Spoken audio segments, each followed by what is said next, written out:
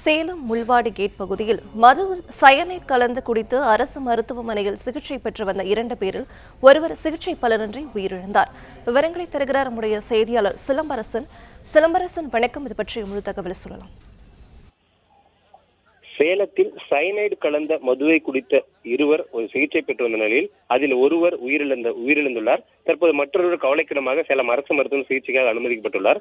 சேலம் முள்வாடிகேட் அடுத்த மக்கான் தெருவை சேர்ந்தவர் சதாம் மற்றும் அசேன். இருவரும் முள்வாடிகேட் பகுதியில் உள்ள அரசு மதுபான பாரில் மது அருந்தி விட்டு வாந்தி எடுத்து மயக்க நிலையில் இருந்த நிலையில் அவர்களை மீட்டு சேலம் அரசு மருத்துவமனையில் அனுமதித்தனர். இருவரையும் பரிசோதனையில் இருவரும் சயனைடு கலந்த மதுவை அருந்தி தெரிய வந்தது. இதனைத் தொடர்ந்து காவல்துறை விசாரணையில் சதாமின் சகோதரர் ஜசீர் ஹுசேன் வெள்ளி குளிர் தொழில் செய்து வருவதாகவும் அவர் மனைவியிடம் ஏற்பட்ட தகராறு காரணமாக அவர் தற்கொலை செய்ததற்காக மதுவில் சயனைடு கலந்து வீட்டில் வைத்திருந்ததும் அவருடைய சகோதரர் சதாம் அந்த மதுவை எடுத்து வந்து அவருடைய நண்பருடன் சேர்ந்து பாரில் அருந்தியதும் இதனால் அவர்கள் மயக்கப்பட்டு சேலம் அரசு மருத்துவ சிகிச்சைக்கு அனுமதிக்கப்பட்டு கவலைக்கிடமான சூழலில் தீவிர சிகிச்சையில் அனுமதிக்கப்பட்டு சிகிச்சை அளிக்கப்பட்டு வந்தது. இந்த நிலையில் சதாமின் நண்பர்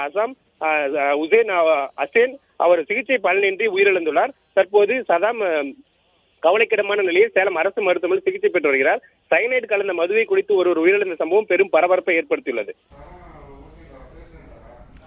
விவரங்களுக்கு நன்றி சிலம்பரசன்.